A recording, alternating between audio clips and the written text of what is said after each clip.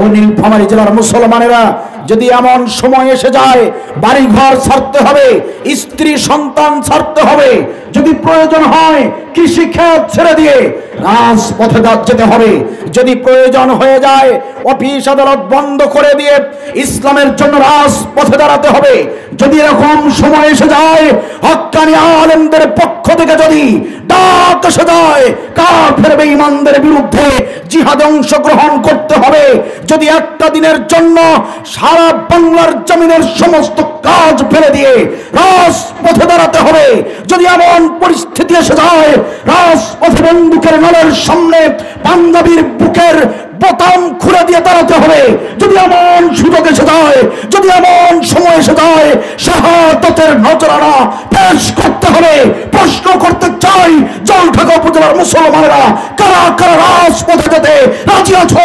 দুহাত তুলে আল্লাহকে দেখাও।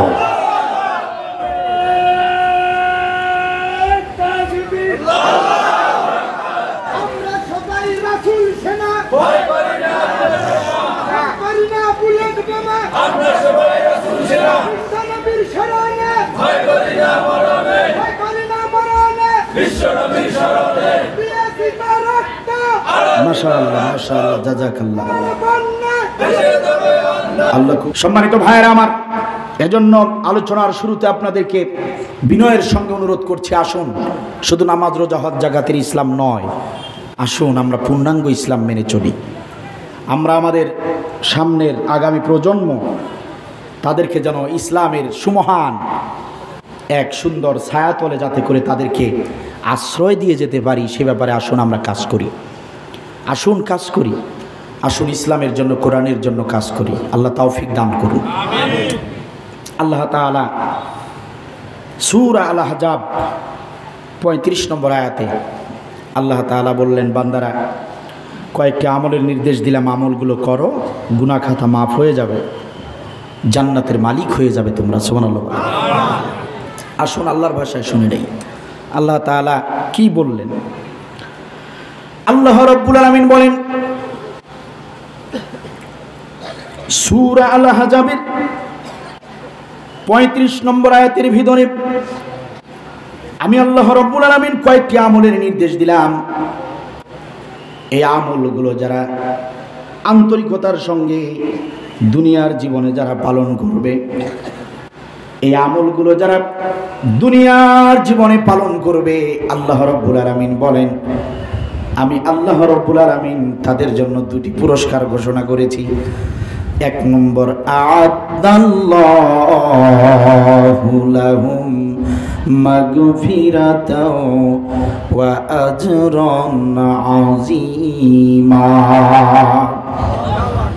এক নম্বর হলো লাহুম মাগফিরা, আমি আল্লাহ রাব্বুল আলামিন তাদের গুনাহ খাতা মাফ করে দেব, ওয়া আজরান আযীমা, শুধু গুনাহ খাতাই মাফ করব না, আমি আল্লাহ রাব্বুল আলামিন তাদেরকে শ্রেষ্ঠ প্রতিদানে তাদেরকে আমি পুরস্কৃত করব। মুফাসসিরিনে কিরামগণ বলেন শ্রেষ্ঠ পুরস্কার হলো জান্নাতুল ফেরদাউস। তার মানে এই আমলগুলো যারা করবে আল্লাহ তাআলা জান্নাতুল ফেরদাউস তাদেরকে দান করবেন। একদিকে গুনাহ খাতা মাফ করে দিবেন, অন্যদিকে ওই বান্দা বান্দীদেরকে আল্লাহ রাব্বুল আলামিন জান্নাতুল ফেরদাউসের মালিক বানিয়ে দিবেন। চিল্লায়ে বলেন সুবহানাল্লাহ। সম্মানিত ভাইয়েরা আমার, আল্লাহ রাব্বুল আলামিন বলেন আমি আল্লাহর ওয়াদা গুনাহ মাফ করে দেব, জান্নাতের মালিক বানিয়ে দেব যদি তোমরা আমলগুলো করতে পারো। সম্মানিত ভাইয়েরা আমার, আমরা এবার জেনে নেব আল্লাহ রাব্বুল আলামিন সেই আমলগুলো কোন আমলগুলোর কথা বলেছেন। আল্লাহ তাআলা সূরা আহজাবের 35 নম্বর আয়াতের ভিতরে যে আমলগুলোর কথা বলেছেন একটু মনোযোগ দিয়ে শুনেন। এক নম্বর আমল হলো ইন্নাল মুসলিমিনা ওয়াল মুসলিমাত, তোমরা যারা গুনাহ খাতা মাফ করিয়ে নিতে চাও তোমরা যারা জান্নাতের মালিক হতে চাও, তোমাদের 1 নম্বর আমল হলো ইন্নাল মুসলিমিনা ওয়াল মুসলিমাত, নিশ্চয়ই যারা মুসলিম হবে, যে পুরুষরা মুসলিম হবে, যে নারীরা মুসলিম হবে, 1 নম্বর শর্ত হলো তোমাদেরকে মুসলিম হতে হবে। যারা মুসলিম হবে তাদের গুনাহ মাফ করে দেওয়া হবে, তাদেরকে জান্নাতের মালিক বানিয়ে দেওয়া হবে। চিল্লায় বলেন সুবহানাল্লাহ। 1 নম্বর আমল হচ্ছে মুসলিম হতে হবে। কি হতে হবে? কথা বলেন না কেন? কি হতে হবে? মুসলিম হতে হবে। এখন আপনারা বলবেন যে আমরা তো আগে থেকেই মুসলিম। না, এখানে একটু অ্যাঙ্গেল করে দেন সামান্য। আপনারা বলবেন যে না আমরা তো আগে থেকেই মুসলিম। না, প্রকৃত মুসলিম হতে হবে। আমার দিকে লক্ষ্য করেন, প্রকৃত মুসলিম হতে হবে। মুসলিম মানে হচ্ছে আত্মসমর্পণকারী। আত্মসমর্পণ করতে হবে কার কাছে? আল্লাহর কাছে। আপনাদের খারাপ লাগছে? আমি আলোচনার প্রসঙ্গের বাহিরে কোনো কথা বলি না। কথা কি বোঝা যায়? প্রসঙ্গ আমাকে যেদিকে নিয়ে যাবে ইনশাল্লাহ সেদিকে প্রয়োজনীয় প্রেক্ষাপটের আলোচনা করব। একটু ধৈর্য ধরতে হবে। খারাপ লাগছে আপনাদের? একটু মনোযোগ দেন, সামনে ভালো মজার আলোচনা আছে। আল্লাহ তাআলা বললেন 1 নম্বর আমল হলো তোমাদেরকে মুসলিম হতে হবে। কি হতে হবে? মুসলিম। এখন আমরা তো অনেক সময় বলি যে আমরা মুসলিম। পরিচয় কি? আমরা মুসলিম, আমরা মুসলমান। আদমশুমারিতে আমাদের নামে দেওয়া রয়েছে আমরা মুসলিম, আমাদের ধর্ম ইসলাম, ইসলাম সুন্নি, এরকম আমাদের পরিচয় মুসলিম। কিন্তু আল্লাহ তাআলা বলেন শুধু নামে নয়, প্রকৃত অর্থে মুসলিম হতে হবে। এখন আমরা প্রকৃত অর্থে মুসলিম কেমনে হব? সম্মানিত ভাইয়েরা আমার, মুফাসসিরিনে কিরামগণ বলেন আল্লাহর যে বান্দা বান্দিরা আল্লাহ রাব্বুল আলামিনের সমস্ত হুকুম আহকাম, আল্লাহ তাআলার বিধান মতো যারা নিজেদের জীবন পরিচালনা করবে, নিজেদের ব্যক্তি স্বাধীনতা, নিজেদের ইচ্ছা শক্তি, নিজেদের ভালো লাগা, এগুলোকে যারা কুরবানি করে দিয়া এক আল্লাহর খুশির জন্য আল্লাহর কাছে যারা নিজেদেরকে আত্মসমর্পণ করে দেয়, মুফাসসিরিনে কিরামগণ বলেন তারাই হলো প্রকৃত মুসলিম। প্রকৃত মুসলিম হলো তারা নিজেদের ইচ্ছা নয়, নিজেদের স্বাধীনতা নয়, আমার মন যা চাইবে আমি তাই করব, এরকম নয়, বরং আল্লাহ যা চান তাই করতে হবে। এই মন মাইন্ড নিয়ে, এই মানসিকতা নিয়ে যারা কাজ করে, মুফাসসিরিনে কিরামগণ বলেন তারাই হচ্ছে মুসলিম, তারাই হচ্ছে আত্মসমর্পণকারী। সম্মানিত ভাইয়েরা আমার, সুদ খাওয়ার ইচ্ছা হয় অনেকের। সুদি কারবার করলে অল্প দিনে বড় লোক হওয়া যায়। ঘুষ খাওয়ার ইচ্ছা থাকতে পারে অনেকের। ঘুষ খেলে তাড়াতাড়ি বড় লোক হওয়া যায়। দুর্নীতি করলে তাড়াতাড়ি বাড়ি গাড়ির মালিক হওয়া যায়। জিনা করার ইচ্ছা জাগে, জিনা করতে অনেক মজা লাগে, জিনা করারও ইচ্ছা হতে পারে অনেকের। মুফাসসিরিনে কিরামগণ বলেন ইচ্ছা চায়, মনটা চায়, সুদ খাই, ঘুষ খাই, জিনা করি, দুর্নীতি করি, মন চায়, মন চাইতে পারে, মন চাইতে পারে, মনটা ইচ্ছাটা চাইতে পারে। স্বাধীনতা, মন, ইচ্ছা, আমাদের নিজের নফস যেটাকে আমরা বলি, আমাদের নফস এটা চাইতে পারে। যে ব্যক্তি নিজের নফসের কথাগুলো না শুনে, নিজের ইচ্ছার কথাগুলো প্রাধান্য না দিয়ে, নিজের মনকে প্রাধান্য না দিয়ে, নফসের এই কুপ্রবৃত্তির কথাগুলোকে কান না দিয়ে, প্রাধান্য না দিয়ে যে ব্যক্তিরা আল্লাহ তাআলার বিধানকে প্রাধান্য দেয়, মুফাসসিরিনে কিরামগণ বলেন তারাই হলো প্রকৃত মুসলিম। চিল্লায় বলেন সুবহানাল্লাহ। যেমন হযরত ইব্রাহিম আলাইহিস সালাম, আল্লাহ তাআলা তার সবচেয়ে প্রিয় সন্তান, কলিজার টুকরা হযরত ইসমাঈল আলাইহিস সালাতু ওয়াস সালামকে কুরবানির নির্দেশ দিয়েছিলেন। আপনারা জানেন না ঘটনা? ইব্রাহিম আলাইহিস সালাম কুরবানি করবেন তার সন্তানকে, ইসমাঈল আলাইহিস সালামকে। কোন বাবা কি তার সন্তানকে কুরবানি করতে পারে? পারে? আপনারা পারবেন? ইব্রাহিম আলাইহিস সালামকে যখন আল্লাহ নির্দেশ দিলেন তোমার সন্তানকে কুরবানি করতে হবে, সম্মানিত ভাইয়েরা, একান্ত আপনজনেরা, ইব্রাহিম আলাইহিস সালামের মন চেয়েছে যে আমি ইব্রাহিম কুরবান হয়ে যাই, কিন্তু আমার ছেলে ইসমাঈল যেন জীবিত থাকে। ঠিক কিনা বলেন? ইব্রাহিম আলাইহিস সালামের মন চেয়েছে যে প্রয়োজনে আমি ইব্রাহিম শেষ হয়ে যাই, কিন্তু ইসমাইল আমার ছেলেটা যেন জীবিত থাকে। কিন্তু ইব্রাহিম আলাইহিস সালাম তা করেন নাই। কেন?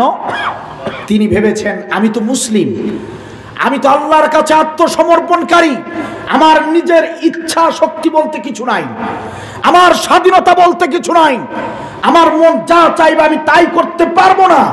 আমার মন তো চায় ইসমাইলকে বাঁচিয়ে রাখি, কিন্তু আমার মন তো চাইলে হবে না, কারণ আমার আল্লাহ যা চাইবে আমাকে তাই করতে হবে, কারণ আমি ইব্রাহিম আল্লাহর কাছে নিজেকে সমর্পণ করে দিয়েছি।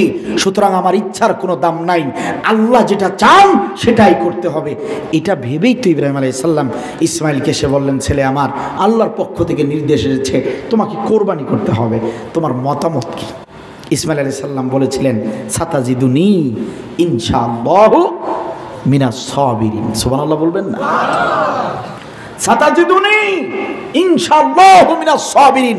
আব্বাজান, আল্লাহ রাব্বুল আলামিন যদি আমাকে কুরবানি করার নির্দেশ দিয়ে থাকেন, আর আপনি বাবা হয়ে যদি আল্লাহর হুকুম মানতে গিয়ে, আল্লাহর হুকুম আল্লাহর বিধান মানতে গিয়ে যদি ছেলের গলায় যদি আপনি ছুরি লাগাতে পারেন, তো আপনি যেরকম মুসলিম, আমি ইসমাইল আমিও তো তেমনই একজন মুসলিম। আপনি যেমন আল্লাহর কাছে আত্মসমর্পণকারী, আমি ইসমাইল আমি আল্লাহর কাছে আত্মসমর্পণকারী। আপনি যেমন আপনার সবচেয়ে প্রিয় সন্তানকে কোরবানি করতে আপনি দ্বিধাবোধ করবেন না আল্লাহর খুশির জন্য, তেমনি আমিও আল্লাহর খুশির জন্য নিজেকে কোরবানি করতে একটুও কুণ্ঠিত বোধ করব না। সাতাজিদুনি ইনশাআল্লাহু মিনাস সাবিরিন। আব্বা জান, দেরি করছেন কেন? আমাকে শোয়া দেন, আমাকে আপনি ধৈর্যশীলদের অন্তর্ভুক্ত পাবেন, আমাকে নড়াচড়া করতে দেখবেন না আপনি। আমি কখনোই আপত্তি করব না, বরং বিনয়ের সঙ্গে আমি সুন্দর করে বিনয়ের সঙ্গে আপোষে আপোষে কোরবানি হয়ে যাব। সাতাজিদুনি ইনশাআল্লাহু মিনাস সাবিরিন। চিল্লাবেন আল্লাহু আকবার। সম্মানিত ভাইয়েরা আমার, হযরত ইব্রাহিম আলাইহিস সালাম তিনি এই মুসলিম জাতিকে শিক্ষা দিয়ে গেলেন, আল্লাহর বিধান মানতে গিয়ে যদি, আল্লাহর হুকুম মানতে গিয়ে যদি তোমার জীবনের সবচেয়ে প্রিয় জিনিসটাকে কোরবানি করতে হয়, আল্লাহকে খুশি করতে গিয়ে, আল্লাহর কাজ করতে গিয়ে, দ্বীনের কাজ করতে গিয়ে যদি তোমার সবচেয়ে পছন্দের জিনিসটাকে ত্যাগ করতে হয়, ও জাতির লোকেরা ভালো করে জেনে নাও, আল্লাহর হুকুম মানতে গিয়ে তোমার যত বড়, যত ভালো, যত প্রিয় জিনিসটাই কোরবানি করার নির্দেশ হোক না কেন, তুমি যদি মুসলিম হয়ে থাকো তাহলে তোমার প্রিয় জিনিসটাকে কোরবানি করতে হবে। ঠিক কিনা বল? তাহলে প্রিয় জিনিস যা কিছু আছে আমাদের দ্বীনের জন্য, ইসলামের জন্য, প্রয়োজনে যদি ছাড়তে হয়, ছাড়ার দরকার আছে না নাই? আপনার প্রিয় বাড়ি ঘর, আল্লাহর হুকুম মানতে গিয়ে, দ্বীনের কাজ করতে গিয়ে ওই বাড়ি ঘর ছাড়া লাগতে পারে। আপনার সবচেয়ে প্রিয় স্ত্রী, আপনার সবচেয়ে প্রিয় সন্তান, আল্লাহর জন্য, আল্লাহর বিধান মানার জন্য, দ্বীনের জন্য, ইসলামের জন্য তাদেরকে ছাড়া লাগতে পারে। ও নীলফামারী জেলার মুসলমানেরা, যদি এমন সময় এসে যায় বাড়ি ঘর ছাড়তে হবে, স্ত্রী সন্তান ছাড়তে হবে, যদি প্রয়োজন হয় কৃষি ক্ষেত ছেড়ে দিয়ে রাজপথে যেতে হবে, যদি প্রয়োজন হয়ে যায় অফিস আদালত বন্ধ করে দিয়ে ইসলামের জন্য রাজপথে দাঁড়াতে হবে, যদি এরকম সময় এসে যায় হক্কানি আলেমদের পক্ষ থেকে যদি ডাক এসে যায় কাফের বেঈমানদের বিরুদ্ধে জিহাদে অংশগ্রহণ করতে হবে, যদি একটা দিনের জন্য সারা বাংলার জমিনের সমস্ত কাজ ফেলে দিয়ে রাজপথে দাঁড়াতে হবে, যদি এমন পরিস্থিতি এসে যায় রাজপথে বন্দুকের নলের সামনে পাঞ্জাবির বুকের বোতাম খুলে দিয়ে দাঁড়াতে হবে, যদি এমন সুযোগ এসে যায়, যদি এমন সময় এসে যায় শাহাদাতের নজরানা পেশ করতে হবে, প্রশ্ন করতে চাই জলঢাকা উপজেলার মুসলমানেরা, কারা কারা রাজপথে যেতে রাজি আছো? দুহাত তুলে আল্লাহকে দেখাও।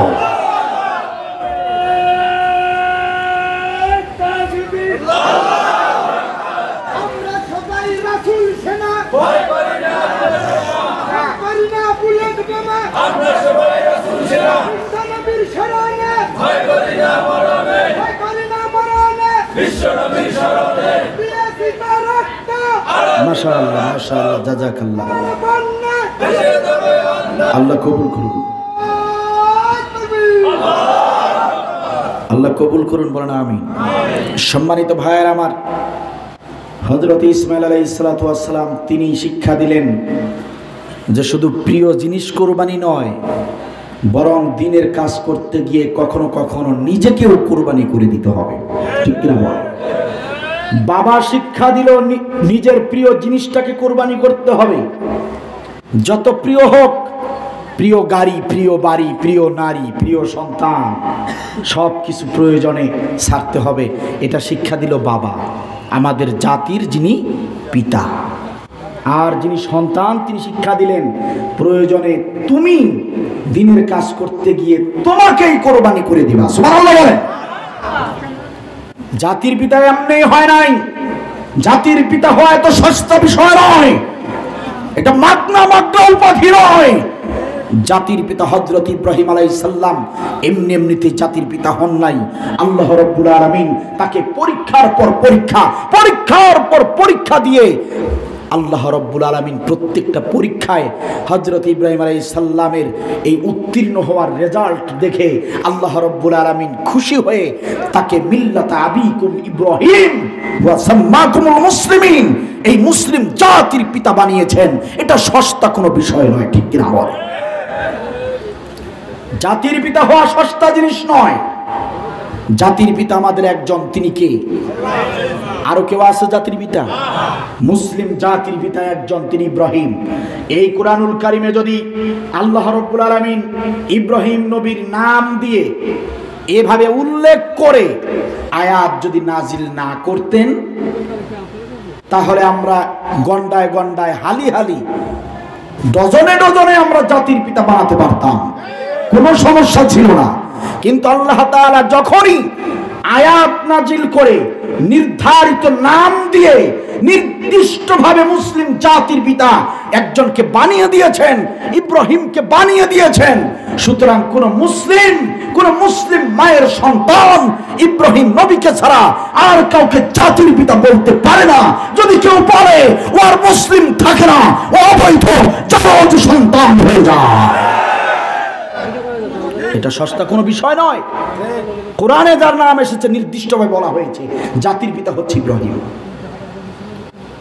এরপরেও যদি কেউ জাতির পিতা কাউকে বানায়, কোন পীর সাহেবকে বানায়, কোন নেতাকে বানায়, যাকেই বানাক না কেন, ইব্রাহিম সারা যাকেই জাতির পিতা বানাবে, বুঝতে হবে বাপ যাদের বেশি তাদেরকে আমাদের এলাকার লোকেরা তাদেরকে জারজ বলে। কি বলে? সুতরাং জাতির পিতার কাছ থেকে শিখুন মুসলিম কারে বলে, মুসলিম কারে বলে, আত্মসমর্পণ কেমনে করতে হয় ইব্রাহিম আলাইহিস সালাম বুঝিয়ে দিয়েছেন। এমনি এমনি তিনি জাতির পিতা হন নাই।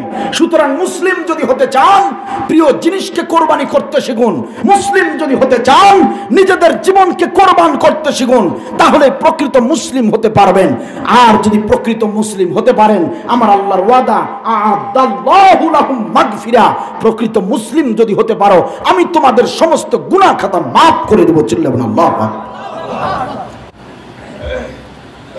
আমরা নবী রাসূল দেখি নাই, আমরা সাহাবায়ে আজমাইন দেখি নাই, দেখেছেন? আমরা তাবেঈন দেখি নাই,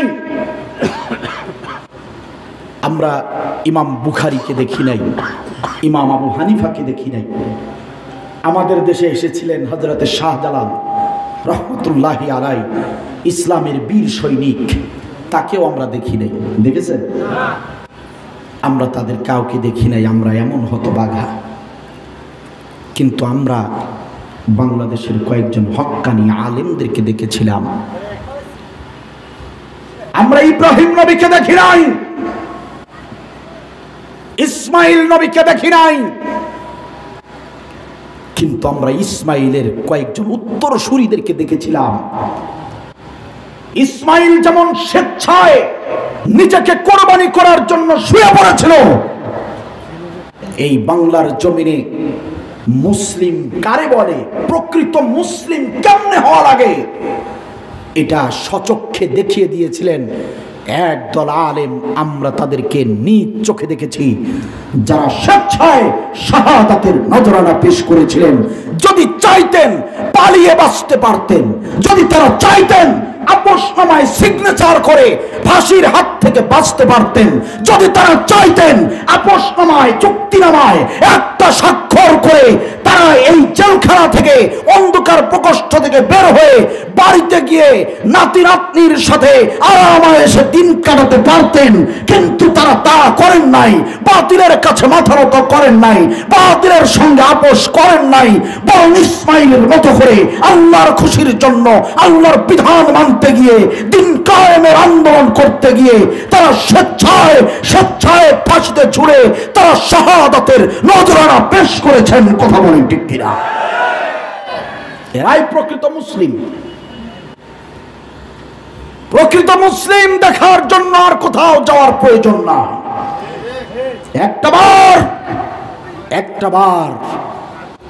একটাবার মনোনিবেশ করুন আমাদের বাংলাদেশের কয়েকজন হক্কানি আলেমের দিকে,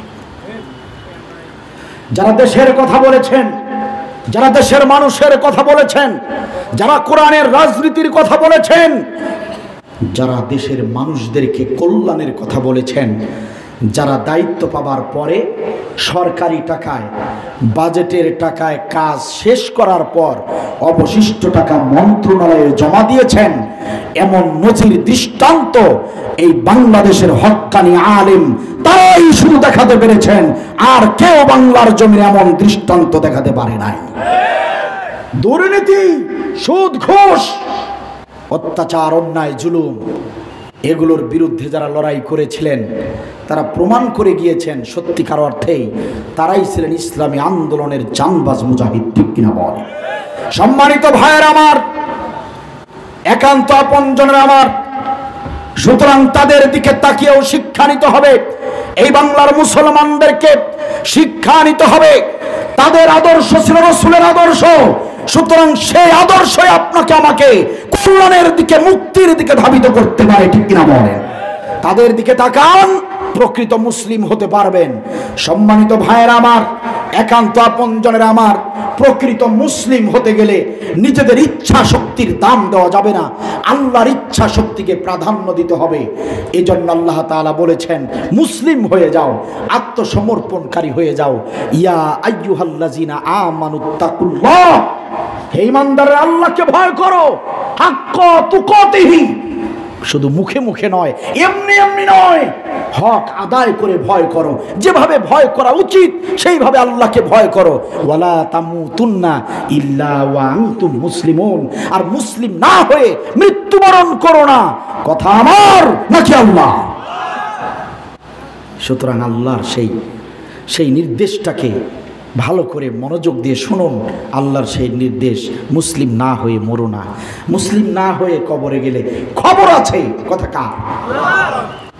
সম্মানিত ভাইয়েরা আমার, আল্লাহ রাব্বুল আলামিন বললেন গুনাহ খাতা যদি মাফ করিয়ে নিতে চাও আর যদি জান্নাতের মালিক হতে চাও, প্রিয় বান্দা বান্দিরা শোনো, 1 নম্বর আমল হলো তোমাদেরকে মুসলিম হতে হবে, তোমাদেরকে আত্মসমর্পণকারী হতে হবে। নামধারী মুসলিম নয়, বরং প্রকৃত অর্থে তোমাদেরকে মুসলিম হতে হবে। প্রয়োজনে দ্বীনের জন্য, ইসলামের জন্য নিজেদের জীবন কোরবান করতে হবে। এমন মন মানসিকতা যদি তৈরি করতে পারো তবেই তোমরা হতে পারবে প্রকৃত মুসলিম। চিল্লায় বলেন সুবহানাল্লাহ। তার মানে হলো আপনি যদি প্রকৃত মুসলিম হন তাহলে আপনার দ্বারা সুদী কারবার সম্ভব নয়। আপনি যদি প্রকৃত মুসলিম হতে পারেন তাহলে আপনার দ্বারা জিনা সম্ভব হবে না। আপনি যদি প্রকৃত মুসলিম হন তাহলে আপনার দ্বারা ঘুষ আদান প্রদান করা, আপনার দ্বারা অন্যায় করা কখনো সম্ভব হবে না। কারণ যারা মুসলিম তারা কখনোই অন্যায় কাজ করতে পারবে না। যারা মুসলিম তাদের নিজস্ব কোনো মতামত থাকবে না, নিজের কোনো ইচ্ছা থাকবে না, স্বাধীনতা থাকবে না। আল্লাহ যা চাইবে তারা শুধু তাই করবে। আল্লাহ যেটাকে হালাল করেছেন সেইগুলো তারা করবে। আল্লাহ যেগুলোকে হারাম করেছেন যারা মুসলিম তারা কখনো হারাম কাজ করতে পারে না। তার মানে হলো, তাহলে ভালো করে তাকিয়ে দেখুন, আমার দেশের যারা মুসলিম, আমার দেশের যারা মুসলিম, ভালো করে তাকিয়ে দেখুন, যে মুসলিমরা সুদ থেকে দূরে আছে, যে মুসলিমরা ঘুষ থেকে দূরে আছে, যে মুসলিমরা অন্যায় কাজ করে না, অন্যের আইল ঠেলে না, অন্যের টাকা আত্মসাৎ করে না, অন্যের সম্পত্তি অন্যায় ভাবে গ্রাস করে না, যারা অন্যের ক্ষতি করে না, সম্মানিত ভাইরা, প্রকৃত অর্থে তারাই মুসলিম, তারাই সত্যিকারের মুসলিম। আর যারা কিনা নামাজও পড়ে, রোজাও করে, হজ জাকাত সবই করে, মুসলমানের পরিচয় দেয়, কিন্তু দুর্নীতিতে সবার আগে, ঘুষে সবার আগে, সুদ ঘুষ দুর্নীতি সব জায়গায় যারা একচাটিয়া দুর্নীতির কাজ করে, যারা বাড়ি গাড়ি সহায় সম্পত্তি করছে, দেশের টাকা যারা বিদেশে পাচার করে বাড়ি গাড়ি করছে, বিশ্বাস করেন তাদের মাথায় টুপি থাকতে পারে, তাদের মুখে আল্লাহ নামের জিকির থাকতে পারে, তাদের পরিচয় মুসলিম হতে পারে, ওয়াল্লাহি আল্লাহ নামের কসম করে বলছি, যারা অন্যায় ছাড়তে পারে নাই, তারা কোশ্চিনকালেও তারা কখনো মুসলিম হতে পারে নাই। কথা বলেন ঠিক কিনা? তাহলে মুসলিম তারা অন্যায় থেকে দূরে আছে, যারা আল্লাহর হুকুম মতো চলে, যারা প্রকৃত মুসলিম হলো তারা। ঠিক কিনা বলেন? ঠিক কিনা বলেন? খারাপ লাগছে আপনাদের? তাহলে মুসলিম হবার দরকার আছে না নাই? 2 নম্বর আমল আল্লাহ রাব্বুল আলামিন বলেন, আমি 2 নম্বর আমলের একটু আলোচনা করেই বাকি কথাগুলো শুধু অর্থ তর্জমা করে যাব ইনশাল্লাহ। খারাপ লাগবে আপনাদের? 2 নম্বর আলোচনাটা খুবই গুরুত্বপূর্ণ, একটু মনোযোগ দিয়ে শুনতে হবে। আল্লাহ রাব্বুল আলামিন বলেন, 2 নম্বর আমলটা হলো ওয়াল মুমিনিনা ওয়াল মুমিনাত। 2 নম্বর আমল হলো তোমাদেরকে হতে হবে প্রকৃত মুমিন। সুবহানাল্লাহ বলেন। তোমরা যারা পুরুষ তোমাদেরকেও মুমিন হতে হবে, তোমরা যারা নারী তোমাদেরকেও মুমিন হতে হবে। কথা কার? আওয়াজ দিয়ে বলেন কথা কার? আপনারা বলবেন হুজুর আমরা তো আগে থেকেই মুমিন, যারাই কালেমা পড়ে তারাই তো মুমিন হয়ে যায়। সম্মানিত ভাইরা আমার, একান্ত আপনজনেরা আমার, প্রথমে আল্লাহ রাব্বুল আলামিন মুসলিম হবার নির্দেশ দিলেন। মুসলিম কথা বলার পরে আল্লাহ রাব্বুল আলামিন এবার মুমিন হওয়ার নির্দেশ দিলেন। তার মানে হলো এই মুমিন সাধারণ কোনো মুমিন নয়, এই মুমিন অর্থ হলো প্রকৃত অর্থে মুমিন, খাঁটি মুমিন হতে হবে। মুসলিম হলেই শুধু চলবে না, খাঁটি মুমিন হতে হবে। যদি গুনাহের খাতা মাফ করাতে চান, জান্নাতের মালিক যদি হতে চান, আমার আল্লাহর নির্দেশ তোমাদের 2 নম্বর আমল করতে হবে, তোমাদেরকে হতে হবে খাঁটি মুমিন। চিল্লায় বলেন সুবহানাল্লাহ। খাঁটি মুমিন হতে হবে। কালেমা পড়েছেন আপনি খাঁটি মুমিন না? কখনোই না। এই কালেমা হিন্দুর লোকেরাও জানে, হিন্দু ধর্মের ভাইয়েরাও এরকম কালেমা বারবার অনেকবার এরকম মুখস্থ বলেছে, এরকম অনেক উদাহরণ রয়েছে বাংলাদেশে। ঠিক কিনা বল? অনেক দোয়া দুরূদ তারা মুখস্থ রেখেছে। তার মানে কি তারা ইমানদার? তার মানে কি তারা মুমিন? না। কালেমা পড়লেই প্রকৃত মুমিন হওয়া যায় না? আল্লাহ বলছেন প্রকৃত মুমিন হও। সম্মানিত ভাইয়েরা আমার, প্রকৃত মুমিন কেমনে হব? আল্লাহ রাব্বুল আলামিন কুরআনুল কারীমের ভিতরে বলেন, এ আমার বান্দা বান্দি শোনো, জান্নাত যদি পেতে চাও, গুনাহের খাতা যদি মাফ করিয়ে নিতে চাও, তোমাদেরকে প্রকৃত মুমিন হতে হবে। এখন তোমরা যদি জানতে চাও প্রকৃত মুমিন কেমনে হবে, আল্লাহ রাব্বুল আলামিন জবাব দিয়েছেন, বান্দারা শোনো, প্রকৃত মুমিন যারা হতে চাও কান খুলে শুনে নাও। আল্লাহ রাব্বুল আলামিন বললেন প্রকৃত মুমিন কারা? শোনো, আল্লাযীনা আমানু ইউকাতিলুনা ফি সাবিলিল্লাহ। আল্লাহু আকবার। আল্লাযীনা আমানু, প্রকৃত মুমিন হলো তারা। আল্লাযীনা আমানু, ঈমানদার হলো তারা, মুমিন হলো তারা। ইউকাতিলুনা ফি সাবিলিল্লাহ, আল্লাহর পথে যারা লড়াই করতে জানে, আল্লাহর পথে যারা সংগ্রাম করতে জানে, আল্লাহর পথে যারা দ্বীনের জন্য, ইসলামের জন্য যারা কাজ করতে জানে, চেষ্টা করতে জানে, আল্লাহ রাব্বুল আলামিন বলেন তারাই হলো প্রকৃত মুমিন। চিল্লায় বলেন সুবহানাল্লাহ।